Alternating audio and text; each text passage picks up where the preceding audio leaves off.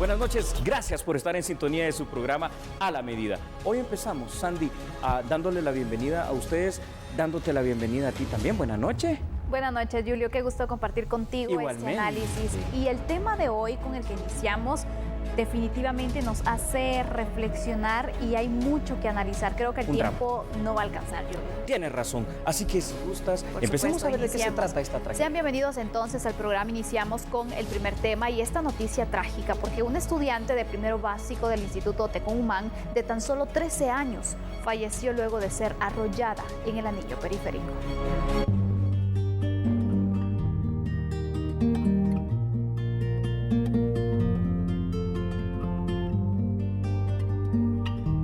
A las 12 del mediodía, 5 estudiantes del Instituto Tecumán salieron bromeando y felices, pues les tocó en el mismo grupo para realizar un trabajo que debían de entregarlo el miércoles. Lamentablemente, Andrea Beatriz López, de 13 años, en el camino, encontró la muerte.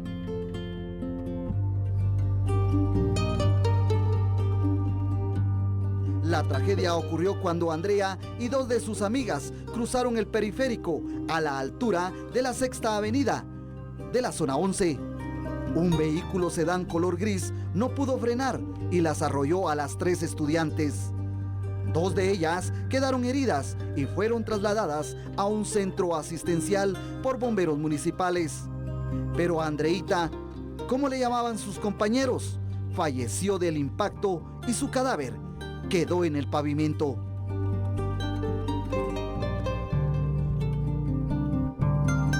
La madre de Andrea llegó. De cariño le decía gorda. No podía creer que su pequeña fuera la que se encontraba tirada sin vida.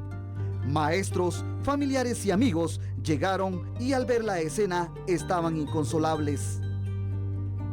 Muy lamentable, pero ¿qué podemos hacer? Ahí sí que sin palabras. Ya, las niñas, ¿qué es lo que han manifestado? ¿Ellas que trataban de cruzar? Es que ellas iban a hacer una tarea junto con mi niña. Ahí está mi hija. ¿Es compañera de su...? Es compañera, son amigas pues, pero iban a hacer una tarea. Y resulta pues que no pudieron cruzar acá y las aventaron. Y otra niña está en el hospital. 2 niñas más, ¿verdad? 2 niñas más están en el hospital. ¿Era un grupo entonces de hacer un trabajo? Sí, era un grupo para hacer un trabajo. Era el grupo de 5. Ellos 2 y los 2 que estaban en el hospital y la niña que lamentablemente pues perdió la vida. Usted que sabe que era compañera, ¿cómo era ella? ¿Era divertida, era tranquila, estudiaba? Sí, muy estudiosa la niña. Los bomberos municipales trasladaron a pediatría del Hospital Roosevelt a las menores Alinson Méndez, de 12 años, y María José Molina, de 13, quienes presentaban golpes y fracturas.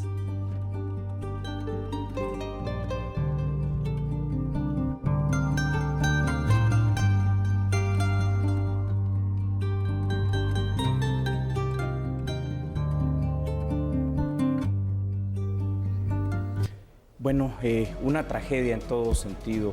Vamos a empezar a hacer el análisis junto a usted, por favor. La trágica muerte de la menor Andrea López por politraumatismos tras ser atropellada, como vio usted en la nota, debe dejarnos como lección aprendida, Sandy, el cuidado que se debe tener en la vía pública en todo instante. Por supuesto que quienes conducen cualquier automotor deben de tener ese cuidado, pero también este debe ir relacionado a los peatones. En casa, por ejemplo, Sandy, los padres de familia deberían de tener el cuidado de instruir, de orientar, de enseñar a los menores de edad los peligros a los que se exponen por actos tan simples, tan sencillos, tan cotidianos y comunes como atravesar una calle. También en los colegios, en las escuelas, se debe impartir educación vial y, por supuesto, esto debe servir para apercibir de alguna forma a las personas. Aunque requiera esto tiempo, aunque requiera esfuerzo sobre el importante tema de la seguridad vial. Tragedia dual, tragedia para las niñas, tragedia para la familia de la pequeña que falleció, pero también para la mujer, en este caso, que iba manejando el vehículo. Exactamente, Julio. Lamentamos la muerte de esta jovencita de tan solo 13 años. ¿Quién se iba a imaginar esta situación? Sí. Pero también es necesario poder recalcar los puntos a considerar de los dos actores involucrados en este caso. Tienes toda la Por un razón. lado, los conductores, hay zonas en las cuales está establecido un límite de velocidad, Correcto. especialmente cuando hay cercanías de centros educativos para evitar cualquier situación, por ejemplo. Por ejemplo, tienes toda la razón. Y si nos pasamos, por ejemplo, al tema de los peatones, es decir, muchas veces en algunos lugares tú encuentras pasos de cebra que deben de ser utilizados, encuentras pasarelas que deben de ser utilizados. Ahora aquí estamos hablando de una vía rápida, que es el periférico. Exactamente, la eso cual te es iba a más consultar. difícil. Por supuesto. Entonces aquí hay que preguntarse, ¿había cerca una pasarela? Interesante pregunta, al ¿O menos. qué medidas hay también? Porque si hay establecimientos educativos cerca y no Correcto. existe una, entonces ¿quién está fallando? ¿Quién está fallando, verdad? Y a veces te digo algo, has visto que muchas veces está la pasarela, pero las personas no la También. utilizan por dos cosas. Uno, por desconocimiento, por no subir, pero otra también porque ahí arriba a veces es peligroso, Exactamente. la inseguridad. Yo quiero que estos elementos que estamos Por mencionando supuesto. en este instante, tú nos los puedas poner Así en es. orden para que los analicemos, Andy. Por supuesto, Julio, porque hay que instruir también a los menores de edad que se dirigen a los centros educativos. ¿Para qué? Para que puedan estar atentos y tomar todas las precauciones cada vez que se encuentren en la vía pública. Por supuesto, los conductores de los automotores deben ser instruidos también para respetar los límites de velocidad, los pasos de cebra, que especialmente los pasos de cebra en Guatemala Así es es. muy difícil que se respeten, y Cierto. también ese respeto al peatón que tiene prioridad en la vía pública. Entre otros, también la educación vial es responsabilidad de todos, hay que recordarlo, y es una parte importante y fundamental de la seguridad tomada de forma integral también, pero es un punto que creo que no se ha reforzado, y a nivel educativo, en los centros educativos, no sé si en alguna ocasión se establece, porque esto podría ayudar a prevenir incluso. Podría ayudar a prevenir incluso, pero Sandy, es algo que realmente no se imparte. En su oportunidad estuve a cargo de una de las academias, fíjate, Sandy, de formación para agentes de tránsito aquí en Guatemala, y esto ni siquiera se estudia a veces bien a conciencia como debe ser en este tipo de academias. Así que yo creo que tenemos que tener todos mucho cuidado, evitar estas tragedias. Ahora tenemos la muerte de una menor, pero también la mujer que va manejando este vehículo probablemente, yo no sé si tuvo o no la culpa, pero pasará por lo menos una semana en la carceleta mientras se dilucida su situación Y jurídica. con lo Sandy. lento que es el sistema de justicia también, imagínate, mientras se sabe o no si tenía o no la culpa, porque hay algo que sí hay que destacar. Hay quienes atropellan a alguien y se dan a la fuga. Sí. Esta mujer se quedó en el lugar Hizo lo para correcto. hacerse exactamente responsable, y esto dice mucho también, porque obviamente hay como cierto shock, cierta responsabilidad que dice, bueno, arreglemos la situación, y como dicen, el que nada debe, nada teme. Nada teme. Queda por esclarecer entonces qué fue lo que pasó, porque este caso tiene muchas dudas. Tiene muchas dudas, y yo me quiero quedar con algo que tú dijiste. Aún en estas situaciones de estar cerca en el periférico, algo debería de hacerse si hay cerca centros educativos. Exacto. Para brindarles la seguridad a los menores. Padres, ya lo saben ahora ustedes, como un consejo, es obligación nuestra el prever y el poder enseñar a nuestros hijos Y los estas docentes, situaciones. Julio. Los docentes también, inclusive, Sandy, ni siquiera tan en la vía pública como estamos aquí en el periférico.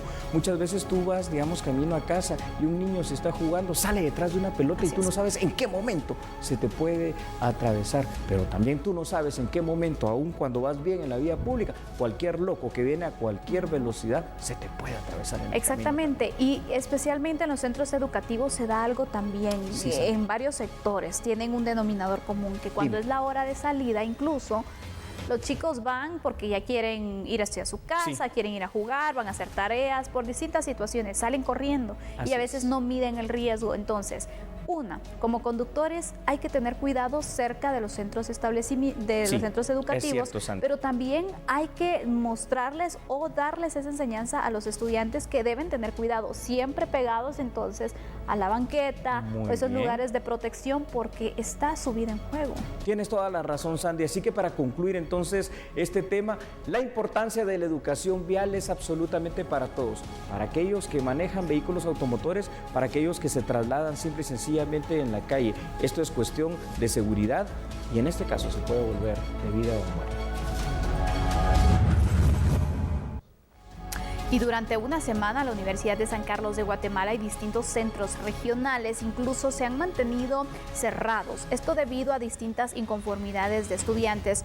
Pues se tiene información relacionada a el diálogo que se va a retomar entre estudiantes y autoridades universitarias para tratar de buscar una solución ante esta situación. Así que vamos con esta información que nos trasladan de último momento. Buenas tardes, tenga toda la comunidad universitaria sancarlista. Quiero informarles que el Consejo Superior Universitario hace 8 días nombró una comisión de diálogo para poder tener ese mismo con las organizaciones estudiantiles y sindicales que tomaron el campus universitario Zona 12. A raíz de ello ya tuvimos la primera reunión el día viernes y las mismas culminaron ayer precisamente con los acuerdos de aprobación de los términos para la negociación, y el día de mañana vamos a proceder a analizar, a tocar cada uno de los 18 puntos que fueron planteados como demandas del sector estudiantil y sindical que tiene tomadas las instalaciones. Y nosotros mantenemos al tanto de cuál es el resultado de esta mesa de diálogo. Así que de esta manera concluimos el primer bloque informativo y de análisis. Me parece muy bien, Sandy, y yo sé que hay un tema que todos quieren escuchar y que vamos a analizar, por supuesto, aquí en A la Medida. De hecho, hasta lo vamos a alargar un poquito más. Bloqueos a nivel nacional. Pero después de la pausa, por favor, siga con nosotros. Por favor, no cambie, como dice Sandy, porque somos A la Medida.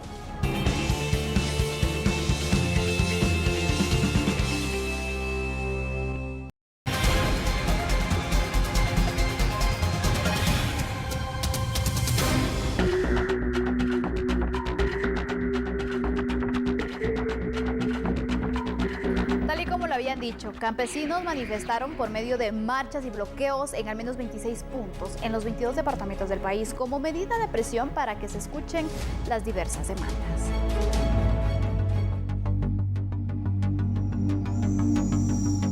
Las advertencias se cumplieron y tal como lo habían prometido, el país estuvo literalmente paralizado. La razón, una serie de manifestaciones en diferentes puntos de la República que bloquearon durante varias horas la circulación de vehículos en importantes tramos carreteros.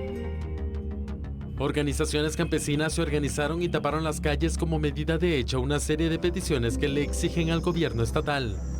Los cierres iniciaron a eso de las 6 horas, ocurrieron en varios puntos de la ruta interamericana, como por ejemplo en jurisdicción de Chimaltenango, Sololá, Totonicapán y La Virgen en San Marcos. En el caso de la ruta al Atlántico, otra importante carretera donde circula transporte pesado con mercancías, estuvo bloqueado el paso en regiones como Sanarate, El Progreso y La Ruidosa y Zabal. Las autoridades además reportaron manifestaciones en varios puntos de la ruta hacia Las Verapaces, hacia el Puerto Quetzal, Escuintla, Retauleu y Suchitepeques. Otra ruta que no se escapó de ser bloqueada fue la que comunica con el oriente del país y la Ruta Nacional 1 hacia San Juan Ostuncalco. Las pérdidas en la economía fueron impactantes. Los empresarios reportaron que se trató de millones de quetzales los que se dejaron de comercializar en el país. Ellos sin mencionar a los miles de automovilistas que quedaron varados en la carretera sin poder llegar a su destino.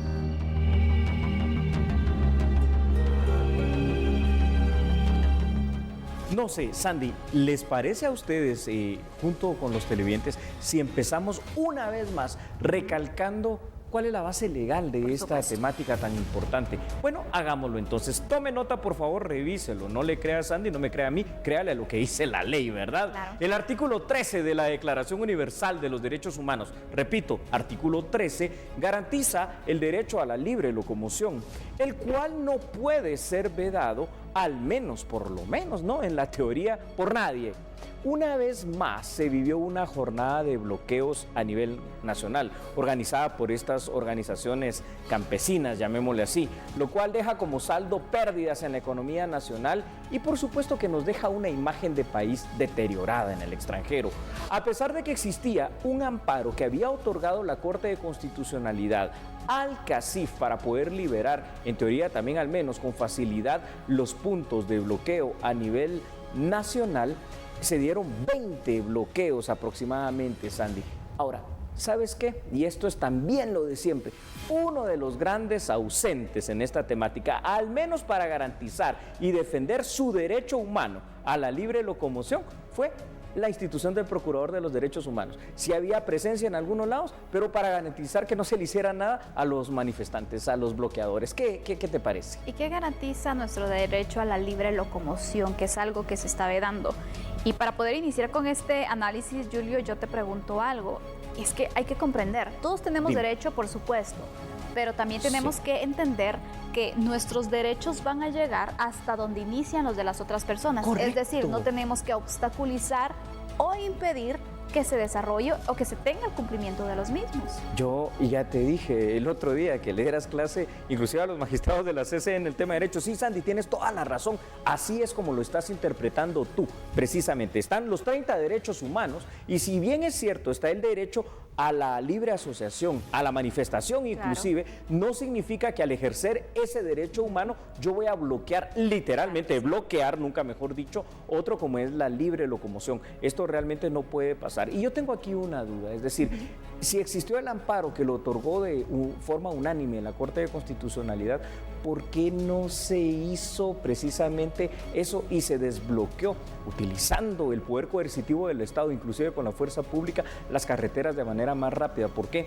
Porque ¿cuántas personas llegaron tarde a su trabajo o no llegaron? A estudiar tampoco llegaron. Quizá les descontaron el día, quizá algunos hasta los puedan haber despedido y la economía nacional una vez más sufriendo los embates de este tipo de protestas. Exactamente, y la pregunta es aquí, ¿se logra el fin o no? Porque en la mayoría de casos, ¿cuántas veces no hemos visto estos bloqueos y no se logra una solución? Porque los motivos son los mismos. Sí, es correcto. A ver, voy a mencionar uno, porque eran muchísimos los motivos que tenían a estas organizaciones aquí, digamos, en este tipo de protesta, de esa forma tan grotesca también. Es decir, querían la renuncia, por ejemplo, del Pleno de Magistrados del Tribunal Supremo Electoral. Magistrados ahí ni caso les van a hacer, en todo caso, hay que hacer esa protesta a donde corresponde, o iniciar las acciones, en todo caso, legales, como corresponde. Pero con esto lo único que hacen es crear un anticuerpo para ellos mismos, pero por supuesto lo más dramático, Sandy, es el daño que nos hacen a nivel nacional, a nivel internacional y sobre todo en el tema económico de todo tipo, en lo individual y en lo colectivo como país. Exactamente, no entendemos al final que quienes nos estamos perjudicando somos nosotros mismos. Es decir, todas las personas que necesitamos trabajar, necesitamos desarrollarnos, necesitamos movilizarnos y las autoridades bien porque no tienen ningún tipo de consecuencia al final con bloqueos porque no se desarrollan siempre en las instituciones. Así es. Entonces no vemos en realidad que exista una manera que nos representen también. Para nada, a menos que sean otros los fines que ellos tengan, porque no, también da mucho en qué pensar que estamos a poquísimos días de celebrar la segunda vuelta electoral. Por supuesto. Ves que el Tribunal Supremo Electoral ni siquiera quiso trasladar el día de hoy las boletas y el material electoral. Tomó las medidas de precaución, pero para seguir con el análisis vamos a mostrar otros datos, Sandy. Julio, porque es necesario también que se analice con mucha madurez y detenimiento los verdaderos motivos para organizar un bloqueo tan masivo como este que se registró. Es decir, ¿obedece realmente al bien común o existen otras causas? Yo creo es la que pregunta que a mí me surge y ya quiero que tú me la contestes, por favor, ya más amplia. Con mucho gusto. Llama la atención que estos bloqueos se den a tan pocos días, Julio, de la celebración de la segunda vuelta electoral en Guatemala. Cierto. Y tampoco se entiende si hay consignas que se puedan estar relacionando porque las manifestaciones no se realizan en los lugares correspondientes, ya lo hemos mencionado. Es correcto. Por ejemplo, frente al TSE, frente a otras entidades donde se hacen las manifestaciones o que se les está exigiendo algo. Pero te pregunto, ¿representa entonces u obedece al bien común o puede ser algo más particular? Para nada, fíjate, Sandy, es algo más muy particular. Habrá que ver cuáles son esos intereses. Porque te pregunto a ti y usted allá en casa, y sobre todo las personas que estuvieron varados por vaya usted a saber cuánto tiempo. Esas imágenes. Exacto, las imágenes son elocuentes, ¿verdad, Sandy? Sí. ¿Qué beneficio le trajo a usted el bloqueo? ¿En qué está mejorando la vida de usted a partir del momento del bloqueo? ¿En qué mejoró su condición laboral, su condición humana? ¿En qué realmente hay algo que usted pueda ver para los empresarios, para los guatemaltecos comunes, para los trabajadores, para los estudiantes, que le haya beneficiado a través de este bloqueo? Nada. Así que los intereses son otros, Santi. Definitivamente, eso es lo que se puede observar y lamentablemente el sentido que dan o el mensaje que dan también no es nada, a lo mejor lo que estaban buscando, porque ahora las personas incluso ya se molestan cuando hacen el anuncio, cuando se dijo, bueno, para este martes se tiene planificada una manifestación, las reacciones que se daban por parte de distintos sectores eran pues de molestia, porque ya saben entonces lo que esto significa. Saben lo que esto significa y lo que generan más que una simpatía es lo contrario, la antítesis, antipatía, molestia, como tú lo dices, y anticuerpos, ¿no? En contra de este tipo de manifestaciones, bueno, más que manifestaciones, bloqueos literalmente. La pregunta que a mí me queda en el aire es esto: ¿por qué Policía Nacional Civil al final de cuentas no decidió quitarlos de la vía pública? Quizá por la cantidad de personas que eran y la cantidad de puntos bloqueados, para evitar alguna situación peor, ¿verdad? A algunos heridos o alguna situación de estas, pero tenemos que encontrar mecanismos para que esto ya no se repita. O quizá, Julio, porque se tenía la presencia de algunos de la PDH que están resguardando el movimiento, porque recordemos también que puede ser contraproducente si utilizas entonces la fuerza o alguna manera para poder de esta forma pues evitar una manifestación, un bloqueo específicamente, que es lo que estamos hablando. Como conclusión, si te parece, Sandy, para este tema, hoy todos perdimos. Perdió Guatemala, perdió el país, perdió la imagen nuestra, perdió muchas personas, dinero, tiempo, trabajo, y al final de cuentas con estos bloqueos no se obtuvo absolutamente nada más que fastidiar los derechos de muchísimos guatemaltecos. Recordemos, todos tenemos derecho a manifestar, pero sin afectar a otras personas. Así que concluimos con este análisis, pero hay algo que yo te pregunto, Julio. A ver, dime, Sandy. Muchas personas llegaron tarde a su trabajo. ¿Qué va a pasar con ellos por estas manifestaciones, por estos bloqueos, mejor dicho? Pueden tener el temor de si esa es una causa justificada para perder su trabajo. Te lo voy a responder, pero no en este momento. Si te parece, cuando regresemos de la pausa. Por supuesto, ya volvemos. No cambies, somos A la Medida.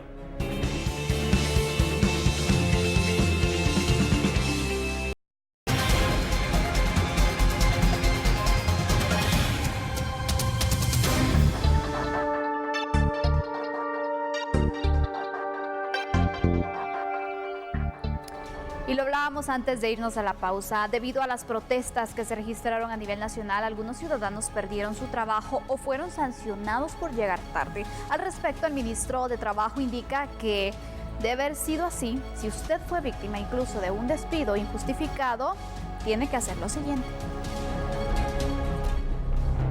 Creo que el Código de Trabajo es claro en establecer las causas que justifican los despidos. Esta no podría ser considerada como una causa justificable de despido. Entonces yo haría un llamado a eso, a que prevalezca el derecho al trabajo, tomar acciones en contra de trabajadores que no tienen responsabilidad en, por así decirlo, en alguna ausencia al centro de trabajo hoy. El Código de Trabajo define las causas que justifican perfectamente los despidos, y cualquier despido injustificado, el trabajador tiene el derecho de poder tener acceso a una indemnización en este caso. Te repito, esperamos que no se den estas situaciones, esperamos que las relaciones de trabajo no sufran ningún tipo de modificación, pero me remito a lo que establece el Código de Trabajo en cuanto a las causas que justifican un despido sin responsabilidad de las partes. Esto no podría considerarse como tal a mi consideración, así que esperemos apoyar tanto a trabajadores como a empleadores que tengan alguna duda al respecto. Entramos en un tema en el cual me siento bastante cómodo explicándolo porque es de derecho laboral, pero que no es tan sencillo, Sandy, porque esto es importante conocerlo. Y entonces, a ver, el Código de Trabajo guatemalteco, para aquellos que no lo sabían, imagínense usted, fue promulgado en el gobierno revolucionario del doctor Juan José Arévalo Bermejo. Estamos hablando de la década de los 40 del siglo pasado. Ahora bien, después de esta efeméride casi, el artículo 23, escuche bien, 23 de la Declaración Universal de los Derechos Humanos, nos deja en claro que el derecho al trabajo y las garantías al trabajador son algo inherente a la persona humana. Por ello es, Sandy, que nuestra Constitución, en primer lugar, garantiza el derecho al trabajo en su artículo 101. Pero además, y esto es muy importante, nos dice cuáles son las garantías mínimas del trabajador con relación a su patrono en el artículo 102. Si solo te tengo que contestar sí o no, si es una causa justificada de despido el llegar tarde por la razón que sea, en este caso por un bloqueo, la respuesta tajante es no. Por supuesto, porque obviamente no está en nuestras manos, te hablo como trabajador, el hecho de que tú llegues tarde por un bloqueo. ¿Y por qué? Porque la movilización empezó desde muy temprano. Es decir, no te pueden decir, bueno, ¿por qué no llegó antes? Incluso hoy el tránsito vehicular empezó desde más temprano, exactamente, porque varios precisamente madrugaron, pero se encontraron con esta situación desde muy temprano también. Entonces, ¿cómo un patrono no va a entender también esta situación? Yo creo que deja mucho que desear del jefe.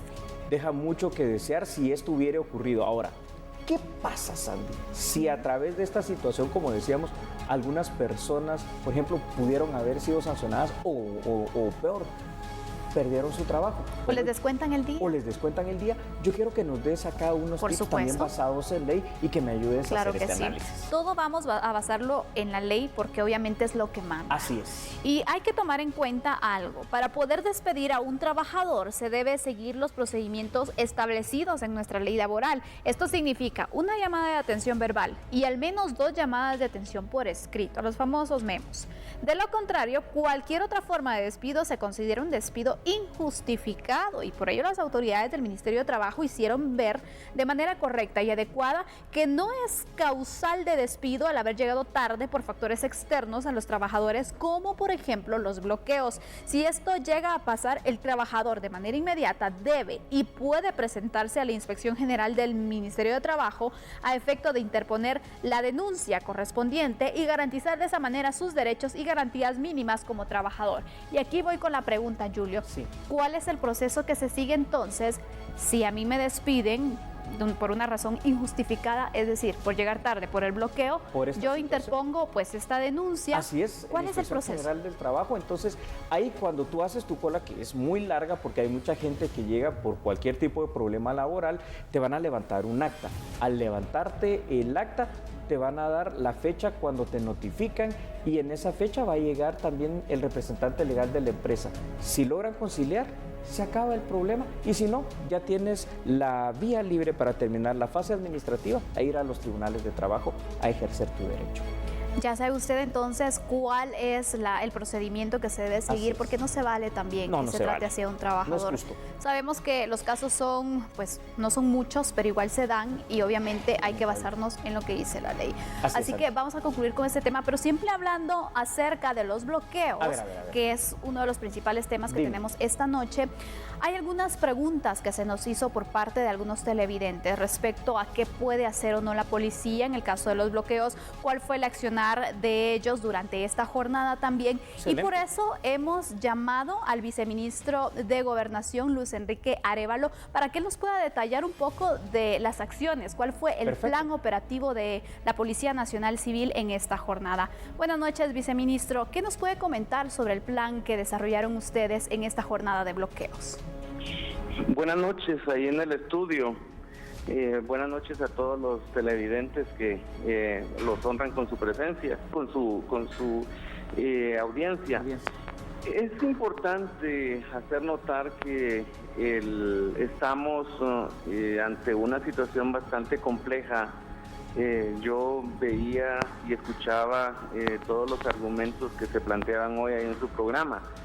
Como Policía Nacional Civil, definitivamente tenemos protocolos de actuación en cada una de las distintas acciones que se desarrollan a nivel del territorio guatemalteco.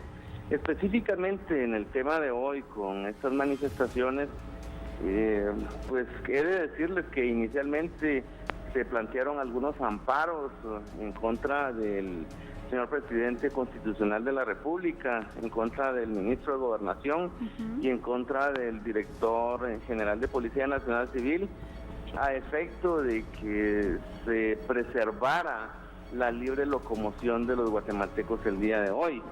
Es importante hacer notar que en la medida de lo posible, nosotros como Ministerio de Seguridad, encargado de la seguridad ciudadana, pues hoy tuvimos que lidiar, si me permite la palabra, con otra situación distinta, que es la seguridad ciudadana. Y si bien es cierto, estos amparos fueron planteados con el propósito de velar por la libre locomoción, pues es interesante también hacer notar que la Procuraduría de los Derechos Humanos plantea hoy un amparo en donde se solicita para que se garantice el derecho de manifestación. Entonces, señor viceministro, una situación bastante compleja porque como Policía Nacional Civil nos vemos con dos amparos con distinto contenido. En uno donde se nos ordena que se mantenga la libre locomoción y en el otro en donde se nos ordena que se garantice el derecho a manifestar. Señor viceministro, gracias. Mire, qué importante esta explicación. Y esto me da pie, por favor, a preguntarle respetuosamente lo siguiente. Es decir, acá habíamos comentado precisamente en el estudio con mi compañera Sandy Monroy esta situación en la cual la Procuraduría de los Derechos Humanos, que es algo que no entendemos de verdad, en lugar de ponerse del lado de la mayoría de los guatemaltecos, viene y protege este tipo de acciones. Y deja en medio a la policía. Y deja en medio a la policía, y al darse esta situación, pues ya no puede actuar el Ministerio de Gobernación como debe ser. ¿Cómo interpreta usted esta situación, señor ministro, ya que vemos como una institución estatal que debería velar por los derechos humanos de los guatemaltecos, pues está alterando también el trabajo de ustedes? Por supuesto, es importante hacer notar que constitucionalmente se garantiza el derecho de manifestación. Correcto. Eso estamos muy claros. Como Policía Nacional Civil nos queda muy claro el derecho que se tiene aquí en Guatemala a manifestar. Sin embargo, en ningún momento hemos encontrado algún elemento en donde se diga el derecho a bloquear, el derecho a la libre locomoción de los demás ciudadanos que desean trasladarse a sus lugares de trabajo, a sus lugares de estudio, a sus quehaceres diarios. Lamentablemente en Guatemala muchas veces se quieren interpretar las leyes a nuestro gusto y manera. Realmente hoy, pues, donde tuvimos que actuar, lo hicimos bajo los protocolos de actuación que rigen la Policía Nacional Civil. Realmente consideramos de que la mayoría de los guatemaltecos hoy estuvieron en desacuerdo con este tipo de manifestaciones. Como le repito, es totalmente distinto el derecho a manifestar y con lo que se intentó hacer el día de hoy en cuanto a los bloqueos. Entonces, ustedes pudieron darse cuenta que tuvimos actuación en Escuintla, por ejemplo, logramos disolver algunos de estos bloqueos bajo siempre los protocolos de actuación que rigen a Policía Nacional Civil. Pero quiero que quede muy claro a la población guatemalteca que hoy honra con su audiencia. Realmente nos vimos con dos situaciones bastante complejas. Ustedes pueden tener ahí a la vista este amparo que fue planteado por la Procuraduría de los Derechos Humanos, en donde se nos exige que garanticemos el derecho a manifestación. Viceministro, repito, ya para ir concluyendo, viceministro, para ir concluyendo, ¿qué mensaje se le puede dar a la población en general que se molesta por estos bloqueos, que llegaron tarde, que no pudieron cumplir con sus compromisos y que, bueno, esperan o están solicitando que la policía pues retire los bloqueos? Algo que obviamente es muy complicado, usted ya lo dio a conocer, pero ¿hasta dónde puede llegar la policía para que la gente lo pueda comprender y que de esta manera no se moleste entonces? Porque obviamente hay que respetar la ley, se tienen estos amparos, se tienen tantos recursos. ¿Hasta dónde se puede llegar? Efectivamente, podemos actuar con todos los protocolos legales que existen, velando obviamente por la seguridad de las personas sin excedernos en el uso de la fuerza, pero sí, efectivamente tenemos la facultad y la potestad de garantizar la libre locomoción de los guatemaltecos. Entonces quiero dejarle en claro a la población guatemalteca que estamos como Policía Nacional Civil en la mejor disposición de seguir apoyando el bien común. Claro. No Excelente. vamos a permitir situaciones que perjudiquen a la mayoría de guatemaltecos. Bajo nuestros protocolos del uso debido de la fuerza, Policía Nacional Civil actuará cuando así corresponda hacerlo. Gracias, viceministro, por responder nuestro llamado y aclarar también esta situación, porque vale la pena. Aquí tenemos entonces dos situaciones: el punto de vista de quienes manifiestan y también de quienes se ven afectados por estos bloqueos. Ya tenemos la explicación, los amparos que se interpusieron por los dos sectores prácticamente, y usted, para que pueda comprender un poco cómo es que se desarrolla el tema de seguridad en los bloqueos que se registran, y tomando en cuenta también que desde ya la policía está en apresto. Recordemos que quedan pocos días para las elecciones, se han dado a conocer que se podrían presentar otras manifestaciones, así que queda esperar entonces. Ya escuchó usted cuál es el actuar de la policía durante estos movimientos.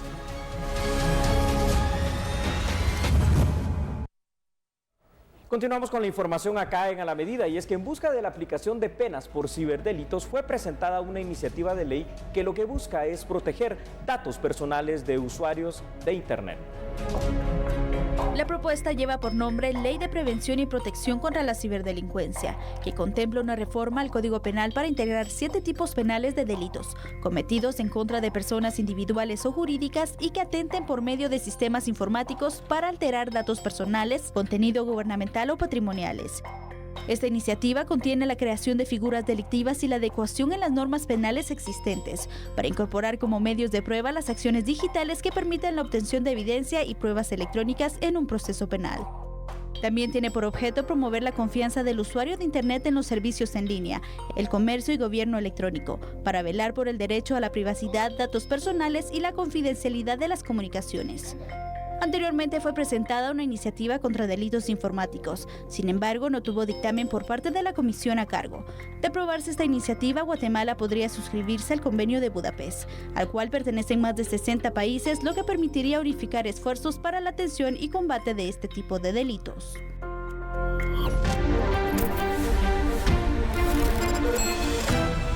Y siempre hablando de los bloqueos, estos impidieron el traslado de papeletas. La Dirección Electoral decidió no movilizar transporte de encomienda para no arriesgar el material electoral.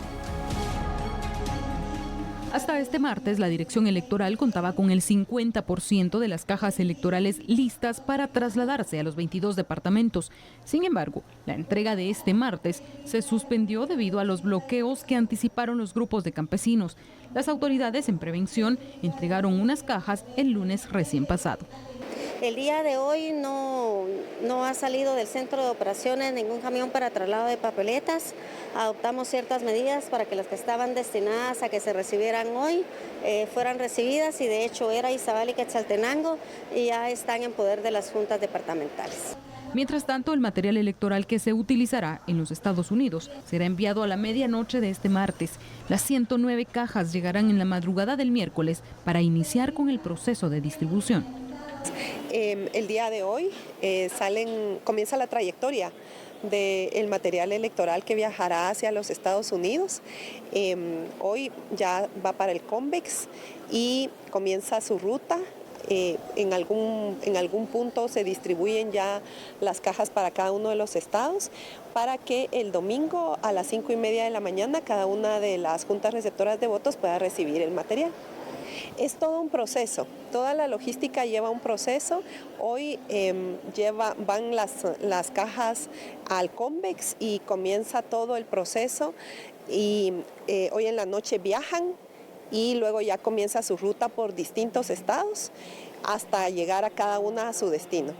Más de 21,000 cajas electorales quedarán entregadas el próximo viernes 9 de agosto para que todo esté listo para las elecciones del próximo domingo.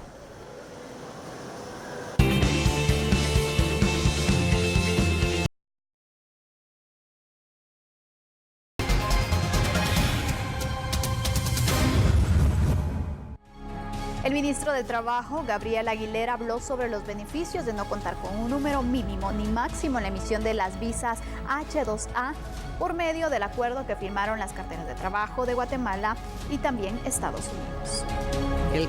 Algo muy importante del programa H2A es que no tiene una cuota límite.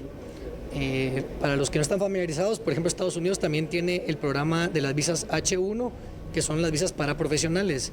Esas visas tienen un tope máximo de 85,000. En cambio, el H2A no tiene ese tope. Entonces, la idea es que no podemos establecer un mínimo que seguramente, si establecíamos un mínimo, por decirles 20,000 visas, lo explicábamos en la citación, ¿qué pasaría si llegamos a esta cuota mínima de 20,000? Pues llegamos a la cuota mínima de 20,000 y podría ser que este mínimo se convierta en un máximo y nos limiten y ya nos den más de 20,000 visas. Al dejarlo abierto, yo creo que el límite es que tengamos una buena implementación y que logremos aprovechar estas oportunidades para los guatemaltecos. Según Aguilera, la expectativa de empleos en los Estados Unidos es de 1 millón. Ahora el gran reto para Guatemala es la implementación del acuerdo para llevar a cabo el programa y el proceso ofrecido por los Estados Unidos para facilitar la emisión de las visas.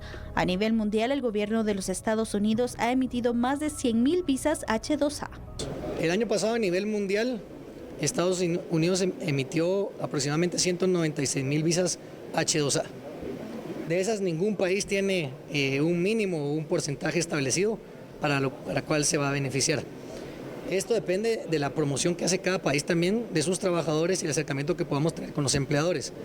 A raíz de este convenio podemos tener con el Departamento de Trabajo de los Estados Unidos, con asociaciones de empresarios de Estados Unidos, con el sector privado guatemalteco, la posibilidad de tener más acercamientos con emprendedores americanos y promocionar más a la mano de obra guatemalteca. Digamos, la contraparte de Cámara del Agro en Estados Unidos, que es el Farm Bureau, hablan de esa gran oportunidad que hay de generar casi 1 millón de empleos en el sector agrícola en los próximos años. Así que yo creo que ahí sí hay muchas oportunidades. También es importante que ustedes conozcan que Estados Unidos, dentro de sus políticas migratorias, han habido varios nacionales de otros países que pues ya han sido deportados de los Estados Unidos, y esto nuevamente abre oportunidades para países que tengan un convenio de esta índole de migración regular y que podamos llevar a nuestros trabajadores de manera regular a los Estados Unidos por un periodo determinado de tiempo. El titular de la cartera de trabajo también señaló que con esta implementación se tendrá un mejor control de trabajadores viajando hacia el país del norte.